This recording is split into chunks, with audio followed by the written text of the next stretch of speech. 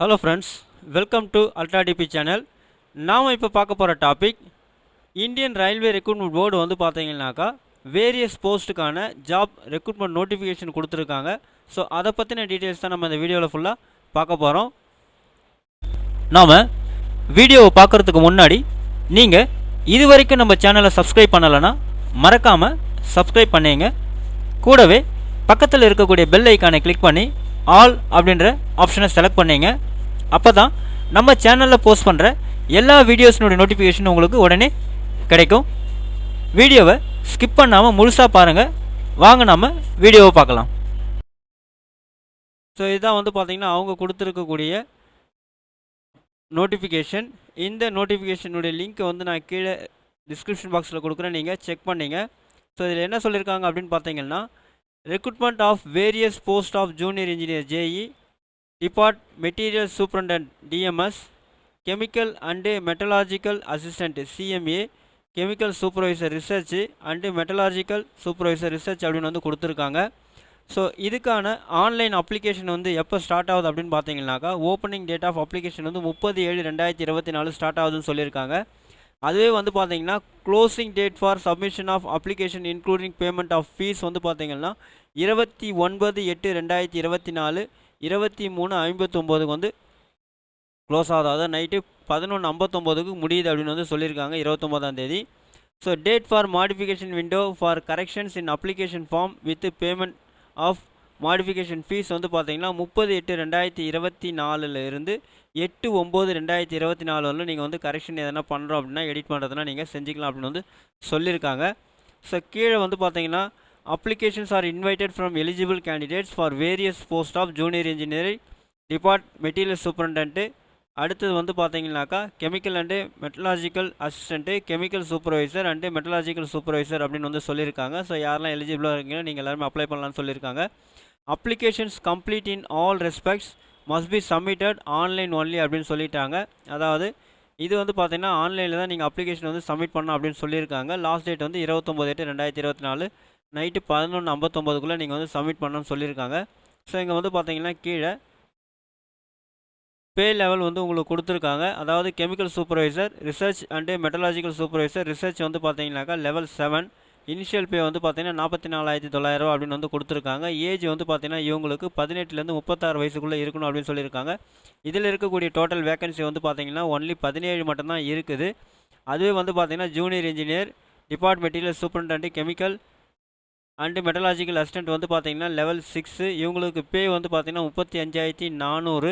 இது வந்து பார்த்தீங்கன்னா 18 வயசுலேருந்து 36 வயசுக்குள்ளே இருக்கணும் அப்படின்னு வந்து சொல்லியிருக்காங்க. டோட்டல் வேகன்சிஸ் வந்து பார்த்தீங்கன்னா 7,934 அப்படின்னு சொல்லியிருக்காங்க. ஸோ மொத்தமாக டோட்டல் வேகன்சி அப்படின்னு பார்த்தீங்கன்னா 7,951 வேகன்சிஸ் வந்து இருக்குது அப்படின்னு வந்து சொல்லியிருக்காங்க. கீழே வந்து பார்த்தீங்கன்னா இம்பார்ட்டன்ட் இன்ஸ்ட்ரக்ஷன்ஸ் உங்களுக்கு வந்து கொடுத்துருக்காங்க, அதை நீங்கள் கோத்ரூ பண்ணிங்க. ஸோ அடுத்து இங்கே வந்து பார்த்தீங்கன்னா ஏஜ் லிமிட் வந்து கொடுத்துருக்காங்க. ஏஜ் லிமிட் வந்து பார்த்தீங்கன்னாக்கா chemical supervisor research and metallurgical supervisor research வந்து 18லேருந்து 33 வயசுக்குள்ளே இருக்கணும். யார் அப்படின்னு பார்த்தீங்கன்னாக்கா ப்ரிஸ்கிரைப்டு ஏஜ் இன் நார்மல் அப்படின்னு சொல்லியிருக்காங்க.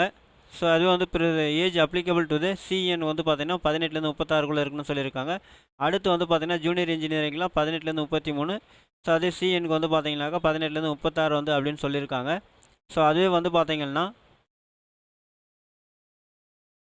ஏஜ் லிமிட் வந்து இங்கே டேட் ஆஃப் பர்த் வந்து கொடுத்துருக்காங்க, எந்த வருஷத்தில் நீங்கள் பிறந்திருங்க அப்படின்னு சொல்லிட்டு.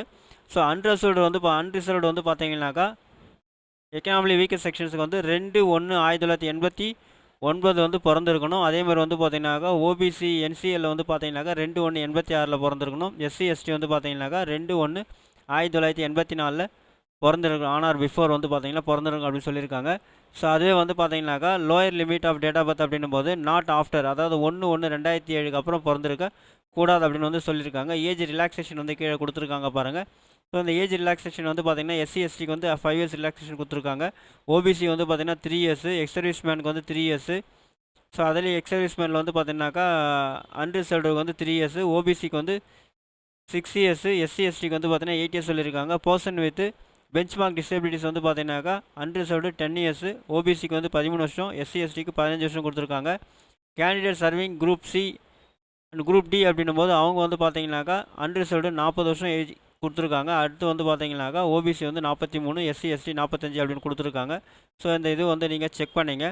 அடுத்து கீழே வந்து பார்த்தீங்கன்னாக்கா எஜுகேஷன் குவாலிஃபிகேஷன் வந்து பார்த்தீங்கன்னா கொடுத்துருக்காங்க. Candidate should have requisite educational technical qualification as indicated for post of annexure A of this CN அப்படின்னு வந்து சொல்லியிருக்காங்க. ஸோ அடுத்தது வந்து பார்த்தீங்கன்னா இங்கே கீழே எக்ஸாமினேஷன் ஃபீஸ் வந்து உங்களுக்கு கொடுத்துருக்காங்க. ஃபார் ஆல் கேண்டிடேட்ஸ் வந்து பார்த்தீங்கன்னாக்கா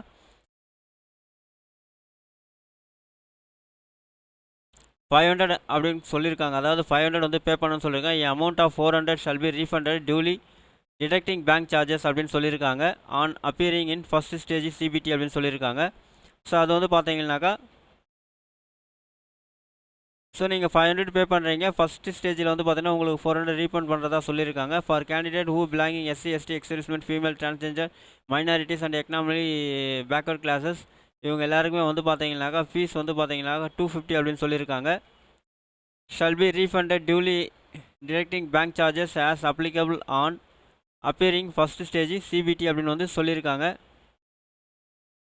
ஸோ அதாவது இதில் நோட் வந்து கொடுத்துருக்காங்க பாருங்கள். Only candidates who attend first stage CBT will get the refund their examination fees as mentioned above அப்படின்னு வந்து சொல்லியிருக்காங்க. நீங்கள் வந்து பார்த்தீங்கன்னாக்கா ஜென்ரலில் இருந்தீங்கன்னா 500 பே பண்ணுறீங்க, 400 உங்களுக்கு ரீஃபண்ட் ஆகும். அதுவே வந்து பார்த்தீங்கன்னாக்கா 250 வந்து பார்த்தீங்கன்னா எஸ்சி எஸ்டி எக்ஸர்விஸ்மென்லாம் வந்து 250 பே பண்ண 250 உங்களுக்கு வந்து ரீஃபண்ட் பண்ணுறதா சொல்லியிருக்காங்க. அது வந்து நீங்கள் எக்ஸாமினேஷன் அட்டன் பண்ணீங்கன்னா மட்டும்தான் வந்து அப்படின்னு சொல்லியிருக்காங்க.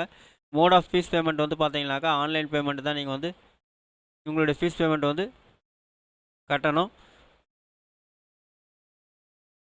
ஸோ அவ்வளோதான் வந்து பார்த்தீங்கன்னா இவங்க இந்த நோட்டிஃபிகேஷனில் கொடுத்துருக்கூடிய இன்ஃபர்மேஷன்ஸ்.